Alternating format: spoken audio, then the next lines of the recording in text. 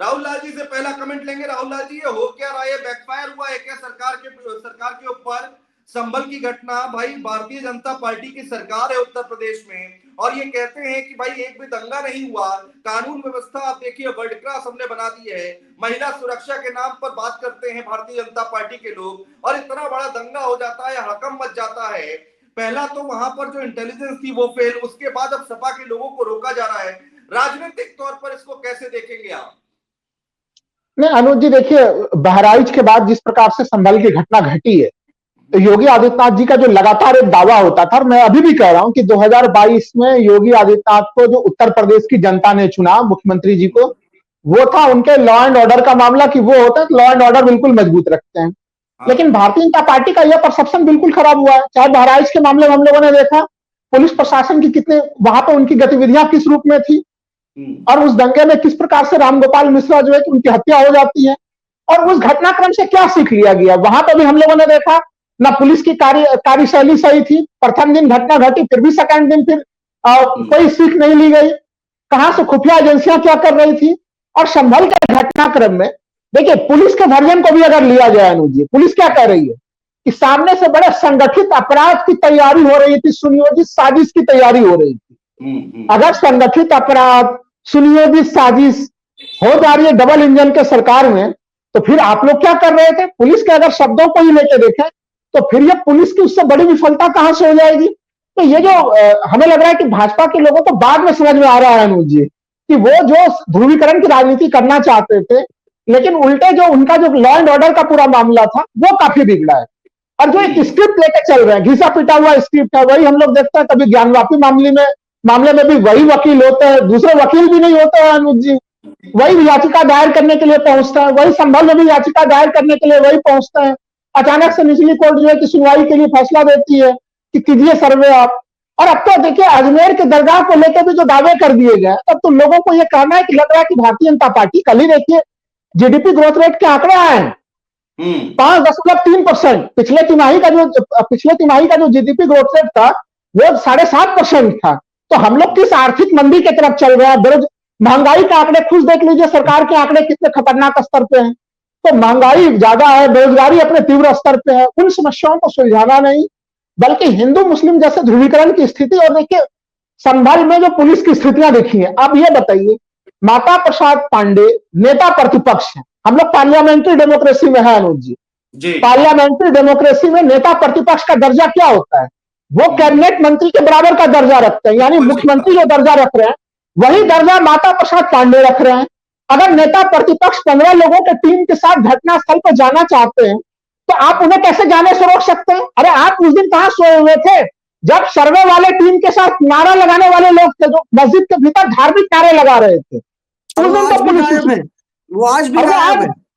बिल्कुल सही प्रशांत जी, कि वो तो आज भी गायब है। वो उन नारे लगाने वाले को कोई नहीं खोज रहा, ना तो उनकी कोई तस्वीरें जारी कर रहा है, ना उनको पकड़ने के लिए पुलिस को कोई प्रयास है। क्या संभल के सांसद को अपने घटना क्षेत्र में जाने का उनको अनुमति लेनी पड़ेगी? वो वहां के जनप्रतिनिधि है। और माता प्रसाद पांडे नेता प्रतिपक्ष, वो क्यों न जाए? और क्यों न समझा जाए अनुज जी की जिलाधिकारी जो अब जगह हैं, वो कुछ वहां की सच्चाई को छुपाने का प्रयास कर रहे हैं, जो कि पुलिस की तमाम गतिविधियों को हम लोगों ने देखा है।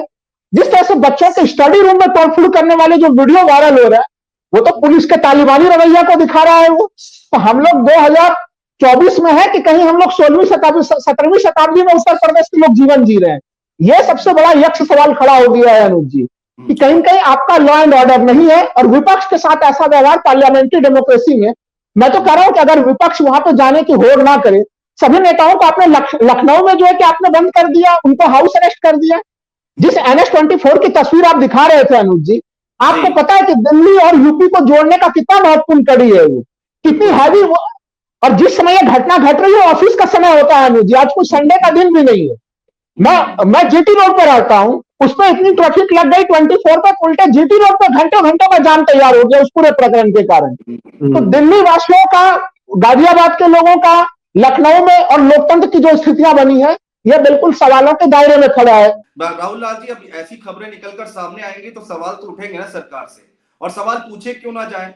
भाई सरकार आपकी, ये लॉ एंड ऑर्डर मेंटेन करने का जिम्मा आपका है। सिर्फ सांसदों और विधायकों को और विपक्षी दलों को रोकना ही केवल काम है क्या सरकार का? भाई वहां दंगे कैसे हो गए?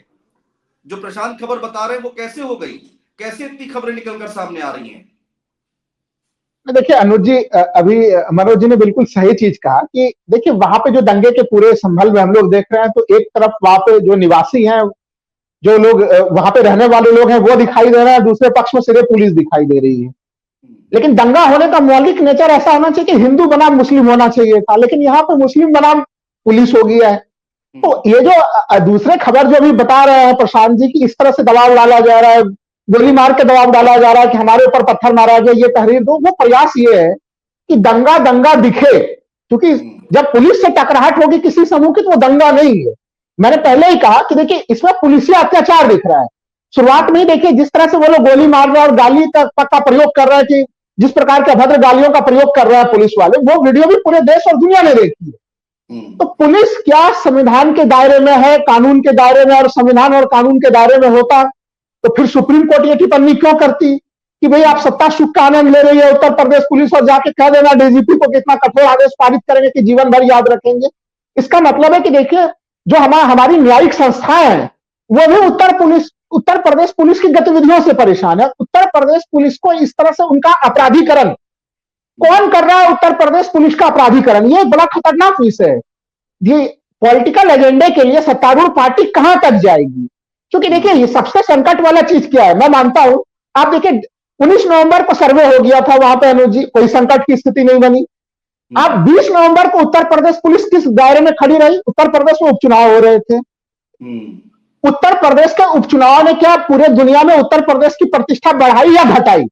जो दृश्य हम लोगों ने देखे उस दिन पूरे दिन कि उत्तर प्रदेश पुलिस मतदाताओं को रोक रही थी। देखिए मैं मानता हूं कि उत्तर प्रदेश के लिए काले दिन थे 20 तारीख का दिन और 24 तारीख का दिन, जब संभल की घटना घटी और 5 नौजवान मारे गए।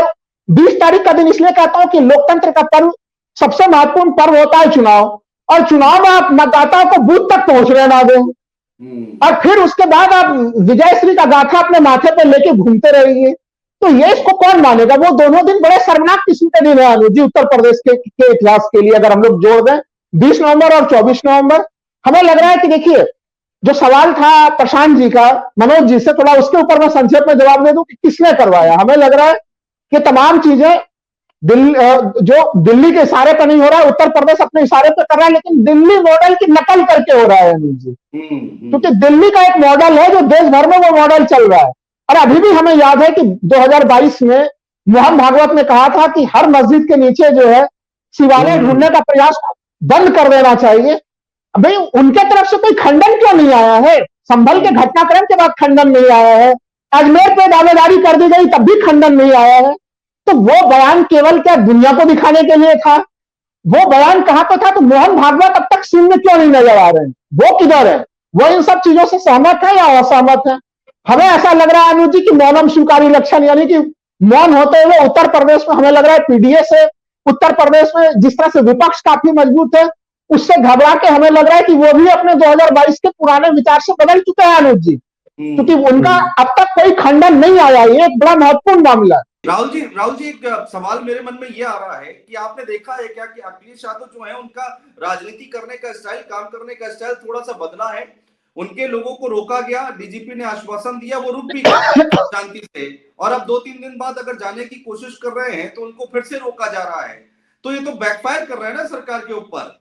आप बार बार रोक रहे हो, और अखिलेश यादव बड़े साल आप सड़कों पर नहीं उतरा कोई समाजवादी पार्टी का कार्यकर्ता, क्योंकि उनके ऊपर आरोप लग जाते हैं कि भाई ये दंगा फसाद करते हैं। तो सब घर में हैं, सोशल मीडिया पर एक्टिव हैं, हम देख रहे हैं, लेकिन यहाँ पर कुछ स्टाइल बदला है क्या?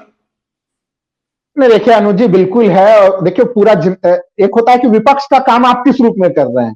अगर अखिलेश जी को देखें तो वो ये काम नहीं कर रहे हैं कि जबरन जो है कि सरकार के चीजों में कमी निकाल रहे हैं। जहां पे एक जिम्मेदारी के साथ जनता ने जो भूमिका दी है समाजवादी पार्टी को, या फिर देश में दूसरे सबसे बड़े विपक्षी पार्टी के रूप में समाजवादी पार्टी को जो भूमिका मिली हुई है, वो उसका पालन कर रहे हैं।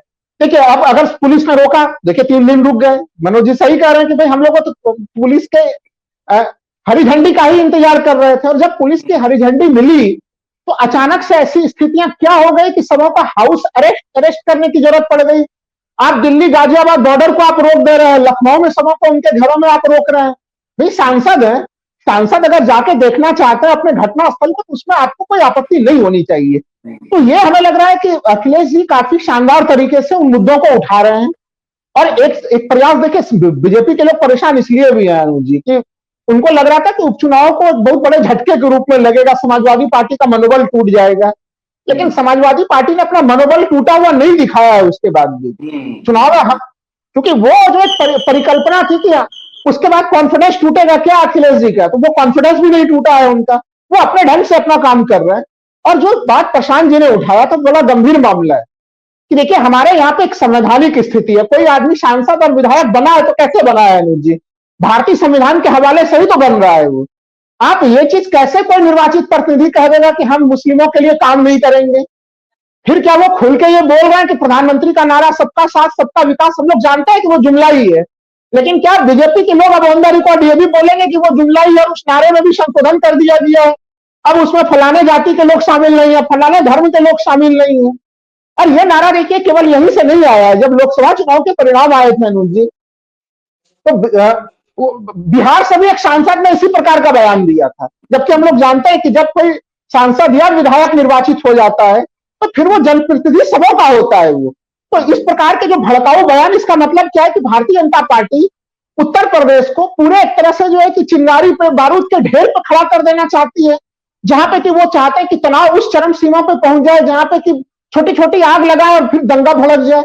मैं तो उत्तर प्रदेश के सुधी जनता को आपके चैनल के माध्यम से उनको धन्यवाद देता हूं कि वो लगातार तमाम घटनाओं के मामले के ऊपर उत्तर प्रदेश की जनता ने भयानक जो है कि जबरदस्त संयम दिखाया है। और वो इस प्रकार की किसी विभाजनकारी राजनीति में political party Bharatiya Janata party जरूर कर रही है, लेकिन जनता उसे लगातार नकार रही है। बीजेपी की सबसे बड़ी असफलता की स्थिति अनुज जी यही है कि वो ध्रुवीकरण की राजनीति करना चाहती है, लेकिन जनता उसे स्वीकार करने के लिए तैयार नहीं है। और जो चीज मनोज जी ने एक पॉइंट कहा कि आखिर ऐसी क्यों स्थितियां आ रही है कि लोग अब खुलेआम जो है कि चोरी और डकैती की तरफ युवा अग्रसर हो रहे हैं, ऐसी स्थितियां, उसके कारण स्पष्ट है। महंगाई दर के आंकड़े देखिए, वो काफी आकाश में जा रहे हैं हर चीजें। उत्तर प्रदेश के मंत्री जी तो कह देते हैं कि दाल का दाम कौन सा है जो 100 रुपया किलो से ऊपर बिक रहा है। बाजार जाके देख ले, पता चल जाएगा कौन कौन 100 रुपया किलो में कौन सा दाल मिल रहा है, उनको ये भी पता चल जाएगा उन्हें।